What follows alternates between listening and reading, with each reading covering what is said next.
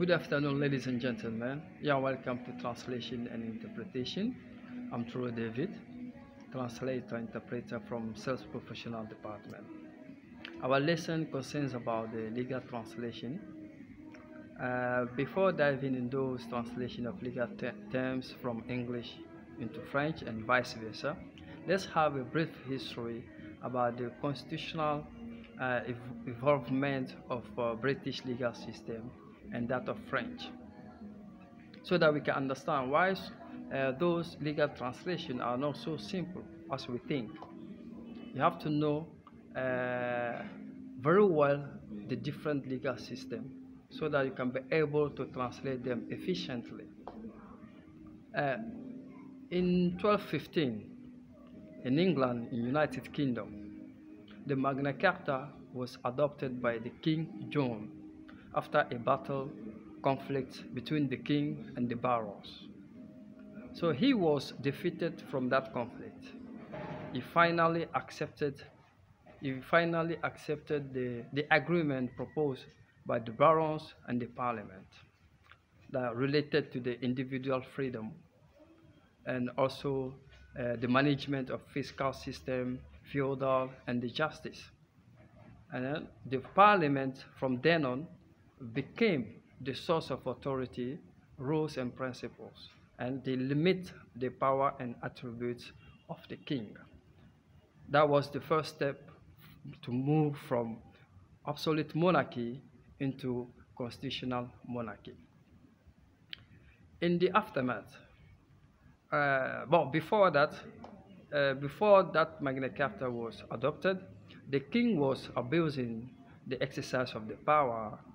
The people's rights were not respected, so they could make judgments anyhow without observing the right of individuals. So after this Magna Carta, in 1689, the Bill of Rights.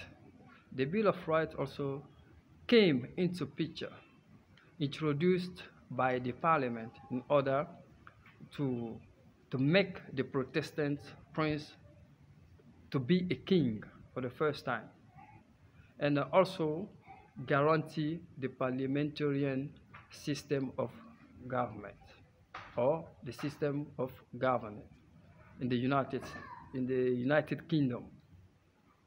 After this Bill of Rights at that time, accompanied with the Settlement Act or Act of Settlement, we also have the Reform Bill.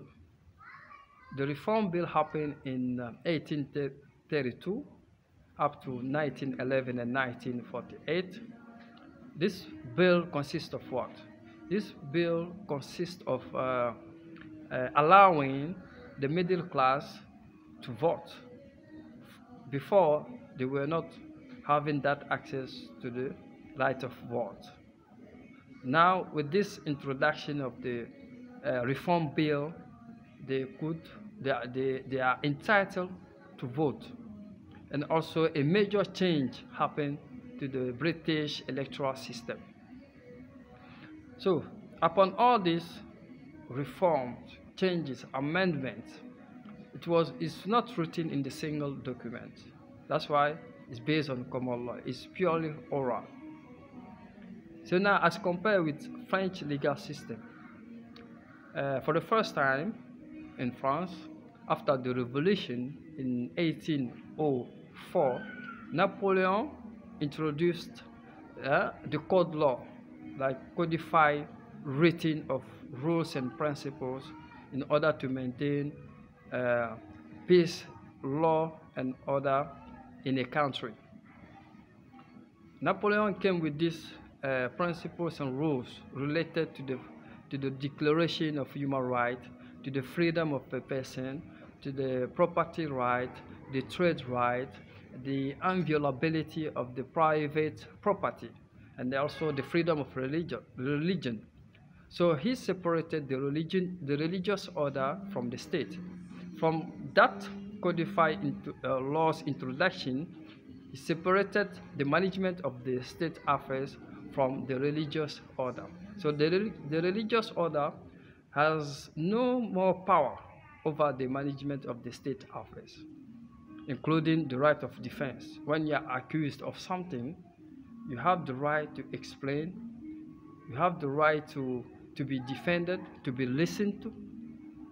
So all those changes happened at that time to get rid of the feudal system, manorial system, and also injustice that was happening at that time. So now, in summary, we've noticed that the revolution took place in 1804. But meanwhile, the first constitutional monarchy in England, it was 1215. So think or imagine how now they have gone through changes, amendment in their own constitution. For the first time, it was the foundation of their constitutional perspective. So let's now go straight to the translation of some terms. So as we move on, we can understand deeply some of the legal concepts.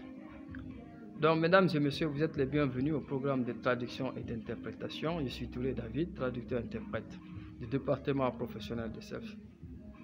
Donc, avant de procéder à la traduction des termes, on va rappeler un petit peu l'histoire de la constitution, comment on appelle ça, de la monarchie constitutionnelle des anglo-saxons et puis un peu la révolution, comment on appelle ça, le code juridique de Napoléon.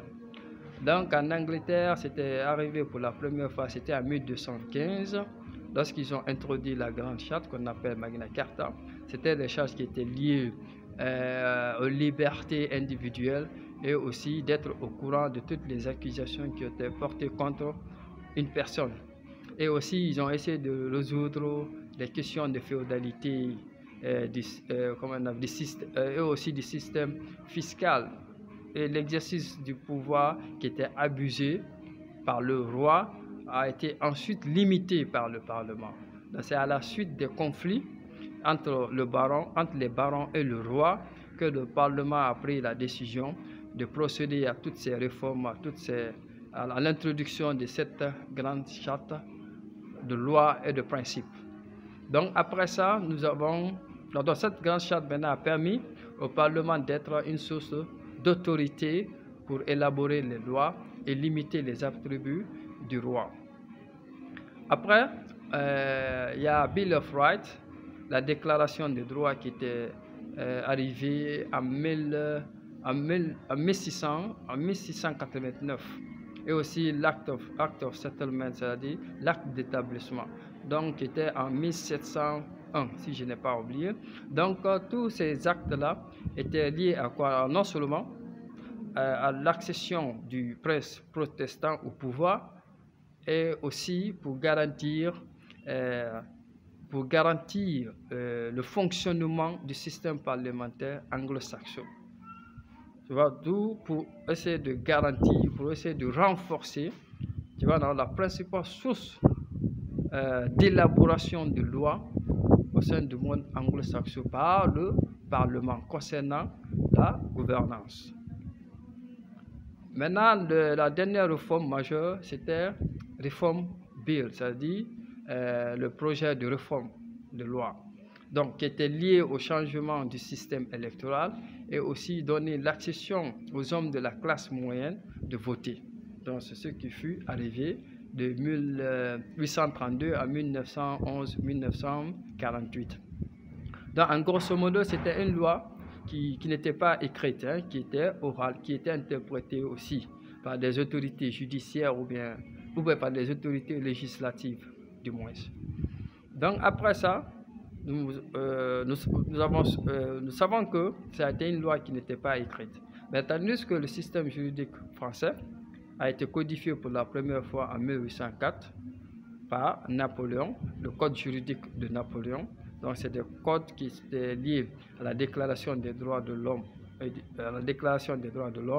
le code d'instruction criminelle, c'est-à-dire un accusé a droit à la défense Et puis, comme on appelle ça, il y a le droit civil, il y a le droit de propriété, la liberté de culte, et ainsi de suite. Ils se sont démarqués maintenant de l'ordre religieux qui gérait les affaires de l'État. Donc, à partir de cette révolution et de l'introduction du code juridique, donc il y a la liberté de culte, les religieux n'avaient plus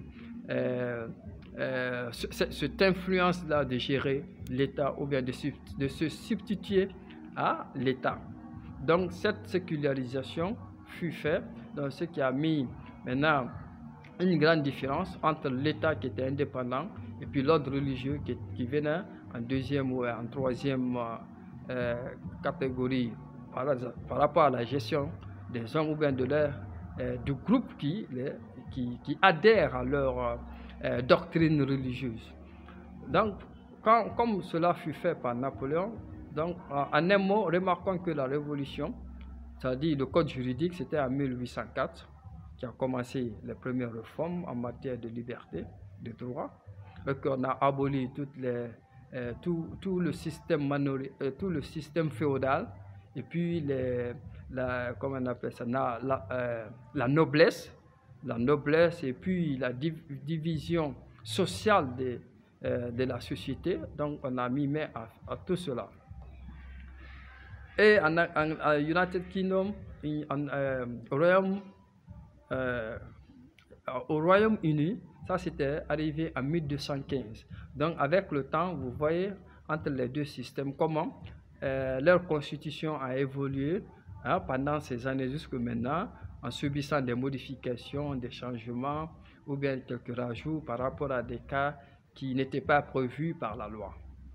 Donc, pour ne pas tarder beaucoup, on va rentrer dans le vif du sujet qui concerne la traduction des concepts, et au fur et à mesure, on va rentrer dans l'explication détaillée de certains concepts qui va nous amener à comprendre de plus encore les deux différents systèmes juridiques. Donc, on va commencer par la common law. Mais common law en français, attention, il ne faut pas faire la traduction littérale, sinon ça sera le droit commun. Et quand tu prends le droit commun, la signification dans le système juridique français ne correspond pas à la définition de common law en anglais. Donc, common law, si tu traduis par le droit commun, ce sera un droit qui est écrit et accessible à tous. L'une n'est au-dessus de la loi, ça c'est écrit.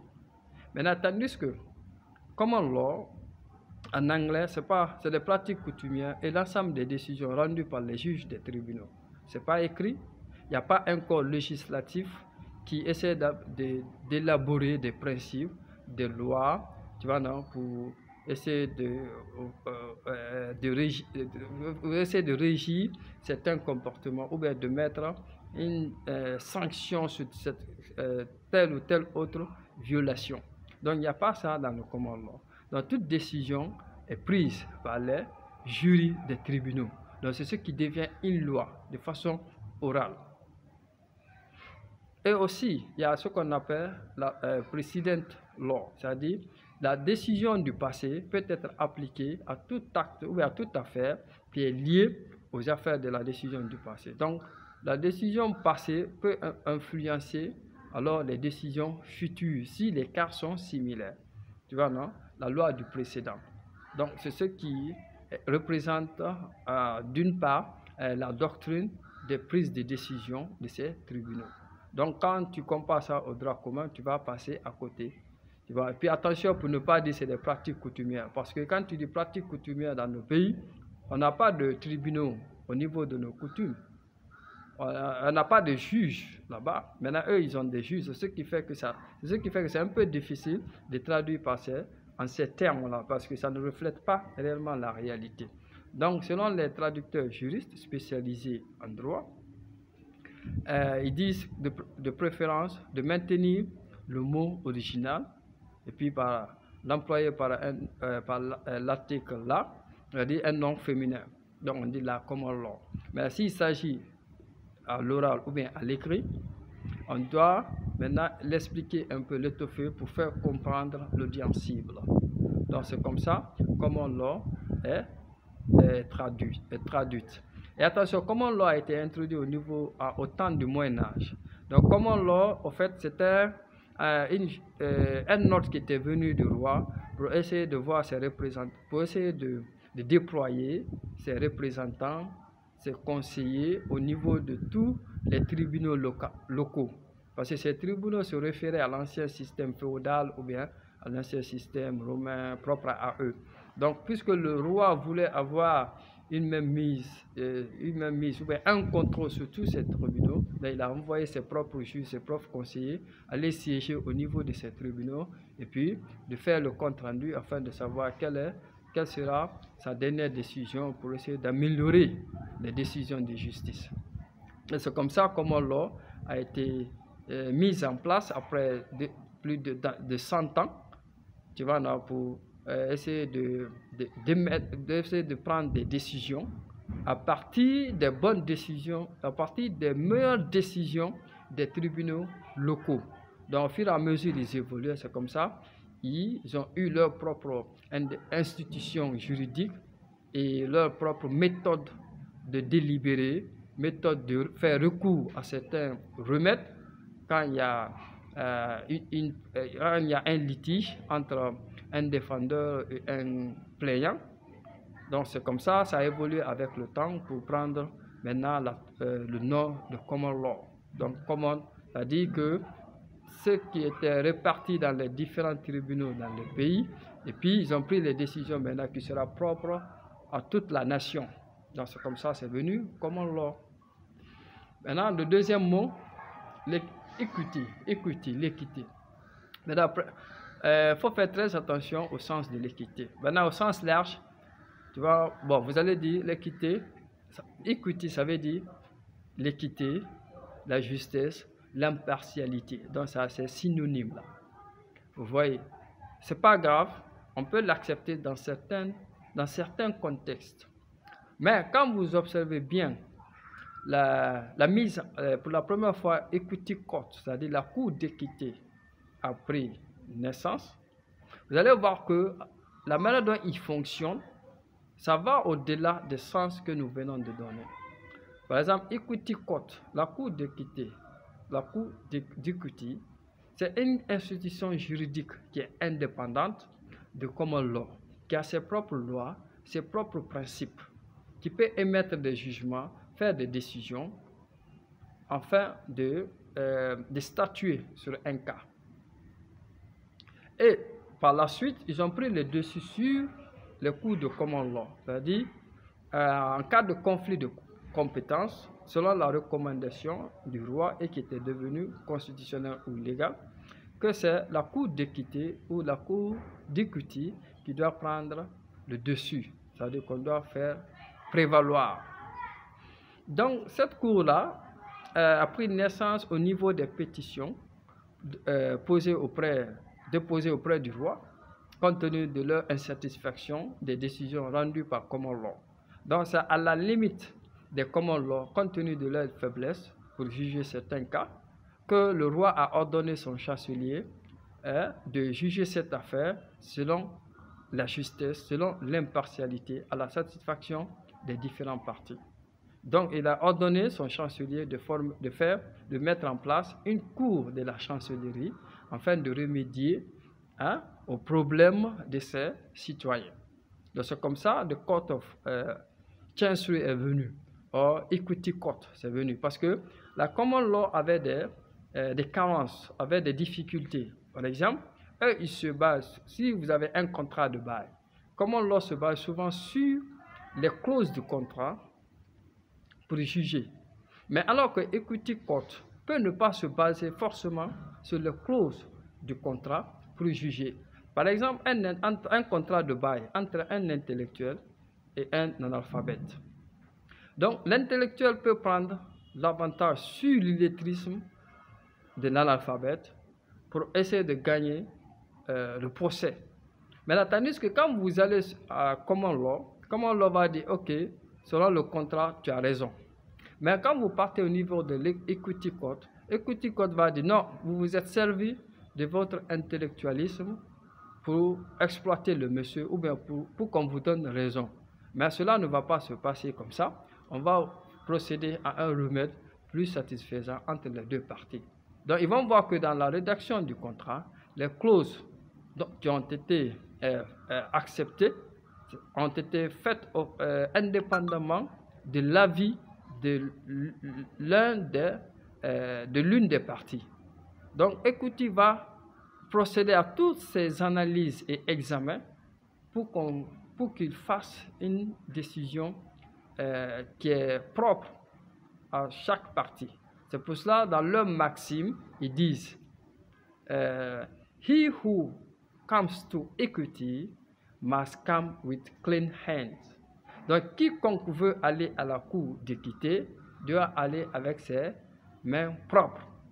Donc, si vous jouez à la malice, à la ruse dans les contrats en tant qu'intellectuel pour tromper l'autre partie, donc Equity Court va détecter tout cela. Et en fonction de ça, vous n'aurez pas droit sur l'autre. Donc, tandis que Common Law, ils ne prennent pas tous ces détails-là en compte, ils se basent sur le contrat, ce qui est écrit. Même si ça s'avère qu'il y a injustice même au niveau de là-bas, on sent la ruse, on sent la malice. Donc, Common Law, ils vont prendre ça en compte. Donc, ça c'est limite. Donc, c'est Equity Court qui est venu maintenant corriger ces limites-là.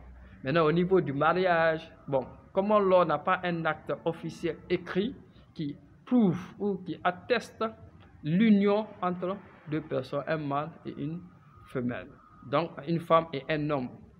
Donc, écoute, Common Court à cette limite-là, à ce niveau. Et puis, dans quelles conditions encore? Maintenant, s'il s'agit de restitution, des performances spécifiques, s'il s'agit des injonctions, c'est Equity Court qui est en avance sur Common Law en termes de dédommagement. Donc, Common Law est trop limité, c'est ce qui fait que Equity Court était devenu très très populaire. Donc, de telle sorte que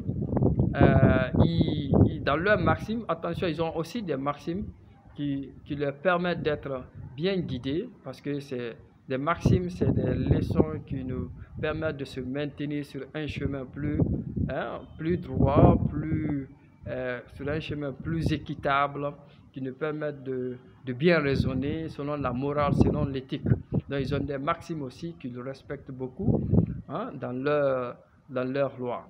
Donc, si tu veux traduire Equity, la cour d'Equity, il faut comprendre une chose. Soit tu traduis, il faut voir le contexte, soit tu traduis Equity, la cour d'Equity, comme une institution juridique indépendante qui ne dépend pas de Common Law. C'est-à-dire c'est deux institutions qui évoluent parallèlement. Tu vois, on a l'une par rapport à l'autre. Et aussi, Equity Court, cette institution juridique peut casser les décisions de Common Law. Donc, si c'est dans un autre sens restreint, c'est-à-dire équité, justesse, impartialité, ça aussi, ça doit être contextuel pour ne pas se tromper. Donc, après ça, on va procéder à bill. Quand vous dites financial bill, ça veut dire loi des finances, projet de loi des finances. Vous voyez, donc bill ici a le sens de loi ou projet de loi de finances. Financial bill. Maintenant, quand vous dites electricity bill, ça c'est la facture d'électricité, ou water bill, ça c'est la facture d'eau qui est différente. Maintenant, quand vous dites bill of lading, ça c'est la lettre contenant la liste ou le document contenant la liste détaillée de tous les biens qui ont été expédiés à travers le bateau, c'est-à-dire qui se trouvent dans le bateau. Donc, mesdames et messieurs, on va s'arrêter ici pour ne pas prendre beaucoup de temps. On va continuer dans une prochaine vidéo. Donc, je vous remercie. Abonnez-vous, partagez et puis likez pour plus de motivation et d'engagement. So, ladies and gentlemen, we are going to stop here so that we can continue in the next video. And kindly share, like, and comment for motivational purpose. Thank you.